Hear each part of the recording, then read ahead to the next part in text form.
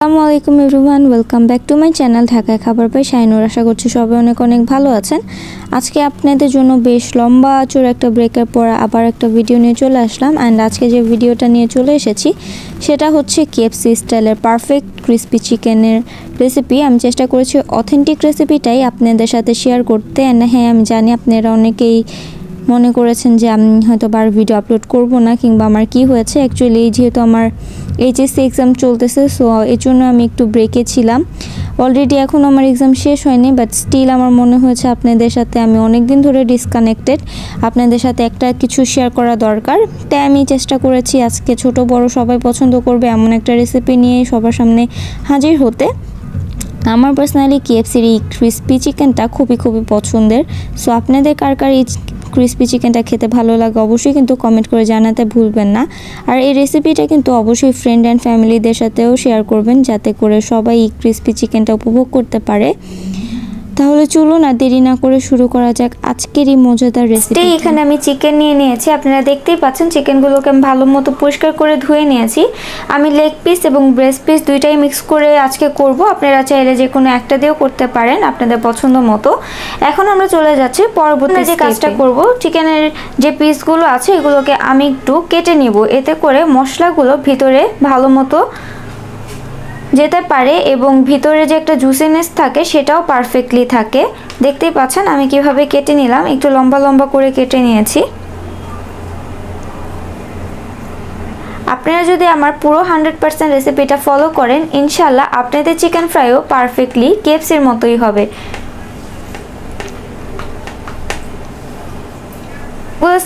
চিকেনকে আমি সেমভাবে কেটে নিয়েছি। এখন আমরা চলে যাচ্ছি এটার মিক্সিং প্রসেসিংয়ে।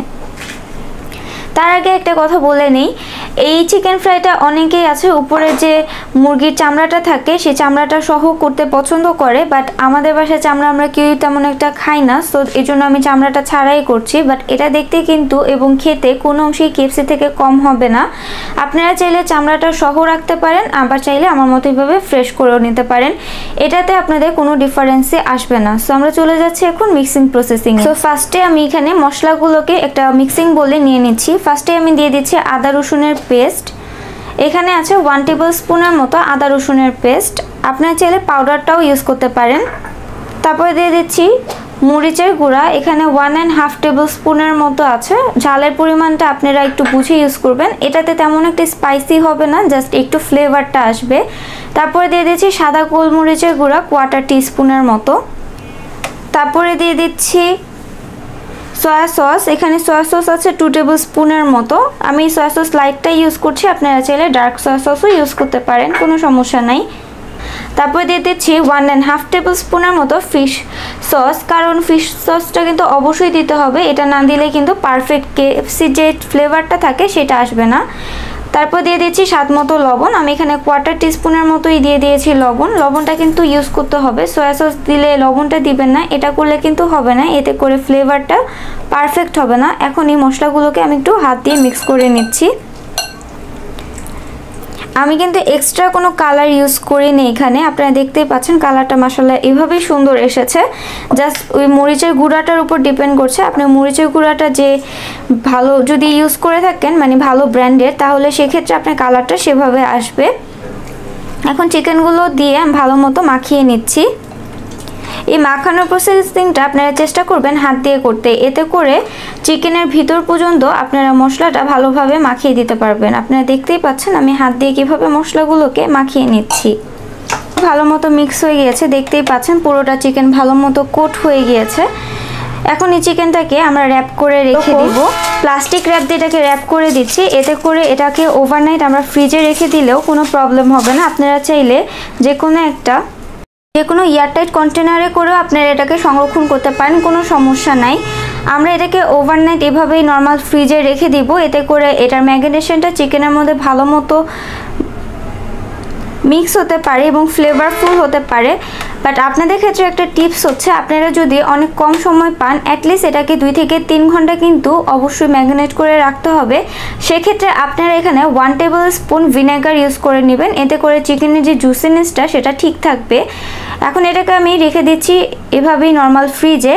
ফিরে আসছি সারা রাত পরে। সো ফিরে আসলাম পরের দিন অর্থাৎ গতকালকে রাতে আমি এটাকে ভিজিয়ে রেখেছিলাম ম্যারিনেট করে। এখন এটার যে র্যাপিংটা আছে সেটা খুলে নিচ্ছি। দেখতেই পাচ্ছেন চিকেনগুলো একদম পারফেক্ট হয়েছে। এখন আমি একটু হাত দিয়ে আরেকটু মিক্স করে নিচ্ছি। জাস্ট মশলাগুলো একেবারে ভালো মতো চিকেনের ভিতর পর্যন্ত সোক হয়েছে, এতে করে চিকেনটা খুব সুন্দর, ভিতরেও অনেক জুসি এবং ফ্লেভারফুল থাকবে। হয়ে গেল। এখন আমরা চলে যাচ্ছি পরবর্তী। বড় সাইজের মিক্সিং বোল নিয়ে নিয়েছি, এর মধ্যে আমি নিয়ে নিচ্ছি ময়দা, অর্থাৎ এখন উপরে কোটিংটা দিব। আমি এখানে টোটাল 2 কাপ পরিমাণ ময়দা দিয়ে দিলাম। তারপর দিয়ে দিচ্ছি কর্নফ্লাওয়ার। কর্নফ্লাওয়ারটা কিন্তু অবশ্যই দিতে হবে, তা না হলে কিন্তু ক্রিস্পি হবে না। আমি কর্নফ্লাওয়ারটা দিয়ে দিলাম 1 কাপ পরিমাণ, অর্থাৎ ময়দা যতটুকু নেবেন কর্নফ্লাওয়ারটা তার হাফ পরিমাণ নিলেই হবে।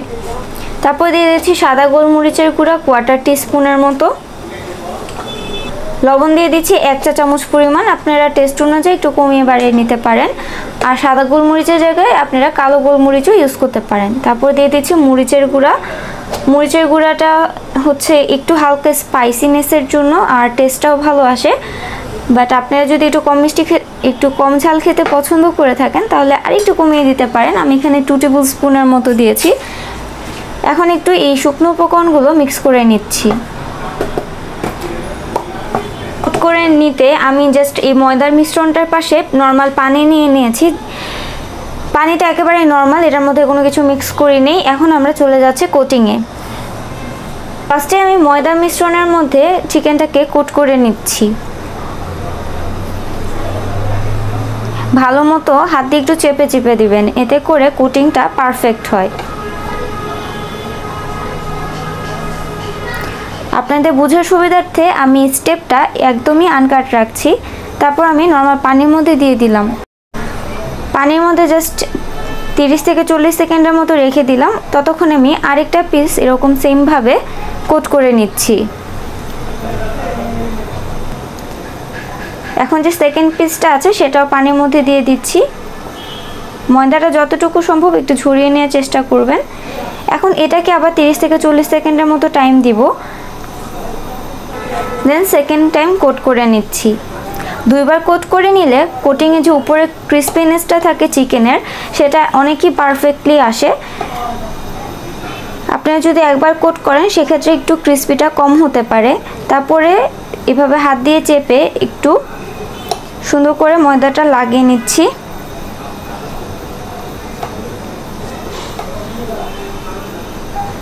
একেবারেই ইজি স্টেপ, কোনো কঠিন কিছুই না। আপনারা ঘরেই এখন সুন্দর মতো এই চিকেন ফ্রাইগুলো এনজয় করতে পারেন। তারপর হাত দিয়ে একটু এভাবে শেক করে নেবেন, এতে করে দেখতেই পাচ্ছেন উপরের লেয়ারটা কীরকম এসেছে। যারা চামড়া সহ এই চিকেনটা করবেন তাদের ক্ষেত্রেও কিন্তু প্রসেসিংটা সেমই থাকছে। আপনাদের বোঝার সুবিধার্থে আমি আরেকটা চিকেনের লেগ পিসও দেখিয়ে দিচ্ছি।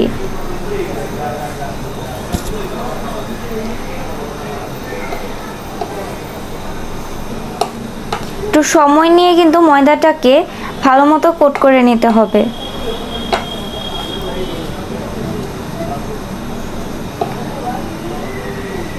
দেন একটু এভাবে করে ঝাড়া দিয়ে এক্সট্রা যে ময়দাটা আছে সেটাও ছাড়িয়ে নিচ্ছি।